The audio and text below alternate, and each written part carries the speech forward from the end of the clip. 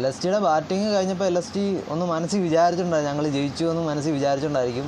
പന്തിന് സുഖമായിട്ട് റിവഞ്ച് എടുക്കാനുള്ള പന്തും മനസ്സിലൊന്ന് ആഗ്രഹിച്ചു കാണും. പക്ഷേ ഫലം വേറെ ഒന്നായിരുന്നു. DC തിരിച്ചടിക്കുകയായിരുന്നു ചെയ്തത്. ആദ്യം തന്നെ DCയുടെ വിക്കറ്റെല്ലാം നഷ്ടപ്പെട്ടിരുന്നു.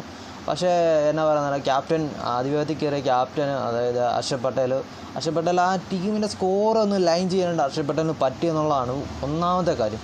പിന്നെ സ്റ്റബ്സ് വന്നിട്ട് വെട്ടിക്കെട്ടായിട്ട് സ്റ്റബ്സ് വാറ്റ് ചെയ്തു. അതുപോലെ തന്നെ കളിയുടെ ഒരു ഹൈലൈറ്റ് എന്ന് വെച്ചാൽ അശുതോഷ് ശർമ്മേനെ അതുപോലെ തന്നെ യുവരാജ് നിഗവും കൂടെ വന്ന ആ ഒരു ഇന്നിങ്സിൽ അവിടെ ഉണ്ടാക്കിയെടുത്ത ആ ഒരു ഇമ്പാക്റ്റ് വളരെ വലുതായിരുന്നു. പിന്നീട് ഇടയ്ക്ക് വിക്കറ്റ് സ്ട്രാക്ക് പോയി, കുൽദീപ് റണ്ണൗട്ട് ആകുന്നു. അങ്ങനെയൊക്കെ വന്നു കഴിയുമ്പോൾ നമ്മളും പ്രതീക്ഷിച്ചിരുന്നു LSTയിലേക്ക് ഒരു ചാൻസ് വന്നിരുന്നു. പക്ഷേ അവസാനം കിട്ടിയ സൂപ്പർ ചാൻസ് നമ്മുടെ പന്ത് മോനെ നശിപ്പിച്ച് കളഞ്ഞു. എന്ന് വെച്ചാൽ സുഖമായിട്ട് മോഹിത് ശർമ്മേനെ സ്റ്റംപ് ചെയ്ത് വിടാൻ പറ്റിയൊരു സൂപ്പർ അവസരം, അത് മിസ്യൂസ് ചെയ്തു, കളി തിരിഞ്ഞു.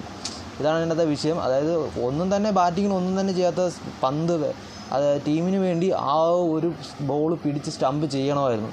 ഇല്ലെങ്കിൽ പിന്നെ അദ്ദേഹം എന്തിനാണ് വിക്കറ്റ് കീപ്പർ എന്ന് പറഞ്ഞ് നിൽക്കുന്നത്?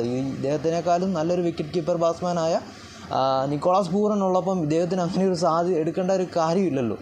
ഇതൊക്കെ LSTയുടെ മാനേജ്മെൻറ്റ് കണ്ട് എന്തെങ്കിലുമൊക്കെ ചെയ്യണം. അതായത് ഇവർക്ക് മുന്നോട്ടുള്ള ഇതിൽ പന്തിനെ വിശ്വസിച്ച് മുന്നോട്ട് പോകുന്നത് എത്രത്തോളം നല്ലതാവുമെന്ന് പറയാൻ പറ്റത്തില്ല. അത്യാവശ്യം പിന്നെ വേറെ ബോളിംഗ് നിരയെന്ന് വെച്ചാൽ അവർക്ക് ഉള്ള എല്ലാ നല്ല ബോളേഴ്സിനും പരിക്കാണ്. അത് LSTനെ നല്ല രീതിയിൽ ബാധിച്ചിട്ടുണ്ട്. പിന്നെ എനിക്ക് എടുത്തു പറയാനുള്ളത് ഒരു ചെന്നൈ ആരാധകൻ എന്ന നിലയിലും LSTയുടെ ബോളിംഗ് നിരയിലെ ഷാർദുൽ ഠാക്കൂറിൻ്റെ പ്രകടനമാണ് അമേസിങ്. DCയുടെ തിരിച്ചടി വളരെ നല്ലതായിരുന്നു. കളി എന്തുകൊണ്ടും ഒരു ഭയങ്കര എൻ്റർടൈൻമെൻറ്റ് മാച്ചായിരുന്നു. അവസാനം നമ്മൾ ആര് ജയിക്കും എന്നുള്ളൊരു പ്രതീക്ഷയും അങ്ങനെ ഒരു ഇതൊക്കെ ഉണ്ടായിരുന്നു. വെച്ചാൽ 9 വിക്കറ്റ് DCയുടെ പോയി, DC ജയിക്കുമോ, അത് നല്ലൊരു മൊമെൻ്റ് ആയിരുന്നു ഇന്നത്തെ കളി. ഇനി ഇങ്ങനത്തെ കളികളാണ് നമ്മൾ ഏറ്റവും കൂടുതൽ ആഗ്രഹിക്കുന്നത്.